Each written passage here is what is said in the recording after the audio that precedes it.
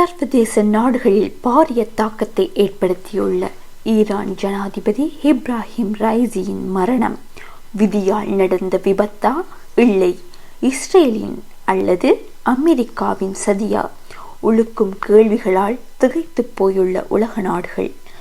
April மாதம் 20 உமாஓய திட்டத்தை திறந்து வைப்பதற்காக ஈரான் ஜனாதிபதி இலங்கைக்கு விஜயம் செய்த போதே இஸ்ரேலால் ஈரான் ஜனாதிபதி கொல்லப்படலாம் என்ற உளவு செய்திகளின் அடிப்படையில் உயர் பாதுகாப்பு வழங்கப்பட்டமை அனைவரும் அறிந்ததே.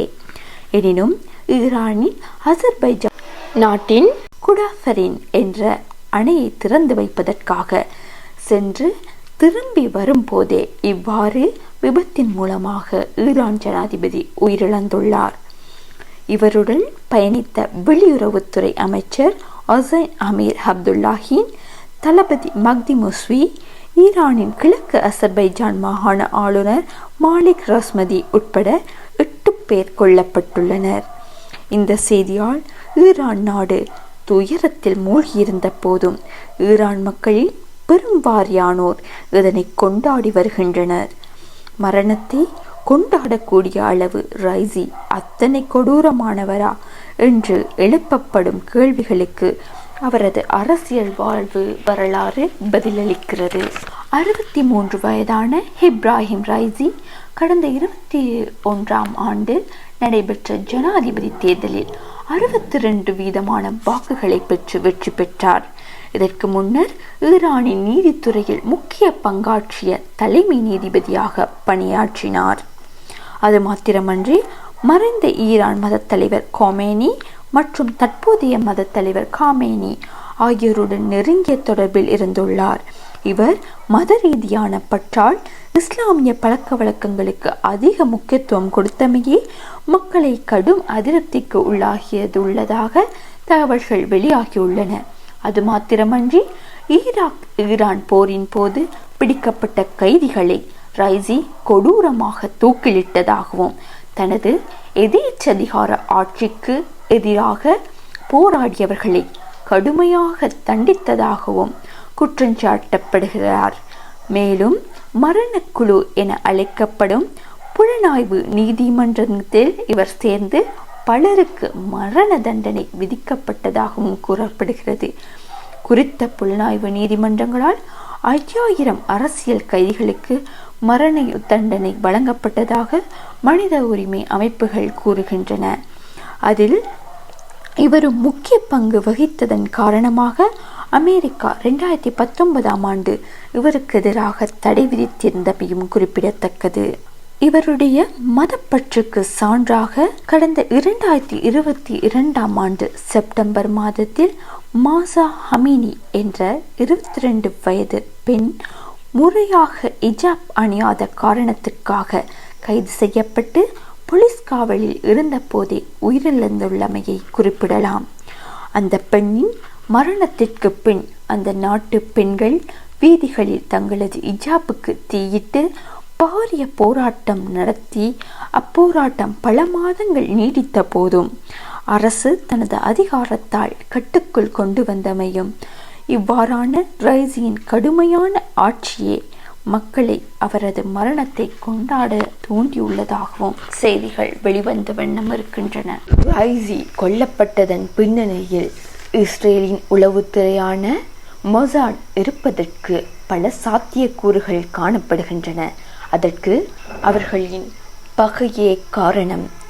இஸ்ரேலுக்கும் ஈரானுக்கும் பகை அதிகரித்து வந்த நிலையில் கடந்த ஏப்ரலில் சிரியாவில் தலை நகரமான டமாஸ்கில் உள்ள ஈரான் தூதரகத்தை இஸ்ரேல் தாக்கியது. இவ்வாறு தொடர்ந்து இரு நாடுகளும் மாறி மாறி தாக்கி தங்களது பகையை அதிகரித்து கொண்டனர். இந்த பகை தீர்க்கும் வரிசையில் கடந்த மாதம் இஸ்ரேல் மீது ஈரான் ஏவுகணை ட்ரோன் தாக்குதல்களை நடாத்தியிருந்தது.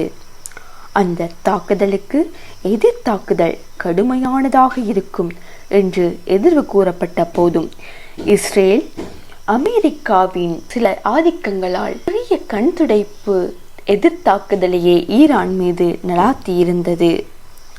ஆனால் இஸ்ரேலின் மௌனத்தின் பின்னால் பெரிய இழப்பு காத்திருப்பதாக எச்சரிக்கை விடுத்திருந்தனர் அரசியல் மற்றும் இராணுவ ஆய்வாளர்கள். புலி பதுங்குவது பாய்வதற்குத்தான் என்பது போல் இஸ்ரேல் இவ்வாறு ஈரான் ஜனாதிபதியை கொல்வதற்குத்தான் பதுங்கியது என்ற சந்தேகம் எல்லோர் மனதிலும் இதனால்தான் எழும்பியுள்ளது. மேலும் இப்ராஹிம் ரைசி பயணித்த உலங்கு வானூர்தியுடன் 3 உலங்கு வானூர்திகள் சென்றிருந்த போதும் எப்படி ரைசி பயணித்த உலங்கு வானூர்தி மாத்திரம் விபத்தடைந்ததற்கு வானிலை காரணமாக முடியும் என வானிலையை காரணம் காட்டி அமைதி கொள்ள முடியாத போதும் இவ்வாறு இது தற்செயலாக வானிலையால் இடம்பெற்ற விபத்துதான் என அறிவியலாளர்கள் பல சான்றுகளை முன்வைக்கின்றனர்.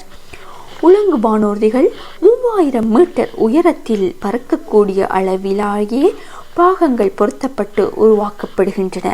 எனினும் ரைசி பயணித்த பாதையிலுள்ள மலைத்தொடரில் சில குன்றுகள் உயரம் 3000 மீட்டரை விட அதிகமாக இருந்ததாகவும் அத்தோடு நவீன வசதிகளற்ற 40 வருடம் பழமையான அமெரிக்காவால் தயாரிக்கப்பட்ட பெல் 212 என்ற உலங்கு வானூர்தியில் இவர் பிரயாணம் செய்ததே இதற்கு முக்கிய காரணமாக இருக்கலாம் எனவும் எதிர்வு கூறப்படுகிறது. இருந்தபோதும் மொத்தமாக 3 உலங்கு வானூர்திகள் பயணித்த போதும் எவ்வாறு ஏனைய இரு உலங்கு வானூர்திகளை தவிர உலங்கு வானூர்தி மாத்திரம் அவ்வாறான விபத்துக்கு உள்ளாகி இருக்க முடியும் என சந்தேகம் எழும்பியுள்ளதற்கு சான்றாக சைபர் தாக்குதல் மூலம் விமானங்களை கட்டுப்பாட்டுக்குள் கொண்டு வந்து தொடுகை இன்றியே விபத்துக்களை ஏற்படுத்த முடியும் என அமெரிக்கா முன்பே நிரூபித்திருந்தது. அந்த தொழில்நுட்பத்தை இஸ்ரேலும் பயன்படுத்தி இருக்கலாம். இஸ்ரேல் தொழில்நுட்பத்தில் சிறந்து விளங்கும் ஒரு நாடு. எனவே அந்த தொழில்நுட்பத்தை சரியான நேரத்தில் சரியாக பயன்படுத்தி இவ்வாறு ஈரான் ஜனாதிபதி ரைசியை கொண்டிருக்கலாம் என்று எதிர்வு கூறப்படுகிறது. எனினும் உண்மையான காரணத்தை அறிவதற்காக பல உளவுத்துறைகள் ஆராய்ச்சி செய்து கொண்டிருக்கின்றன. உண்மையான காரணம் கண்டுபிடிக்கப்பட்டதன் பின்னராகவே இஸ்ரேலின் மொசாட் உளவுத்துறையின் பங்களிப்பு இதில் இருக்குமாக இருந்தால் இது 3ஆம் உலகப் போருக்கு வழிவகுக்கலாம்.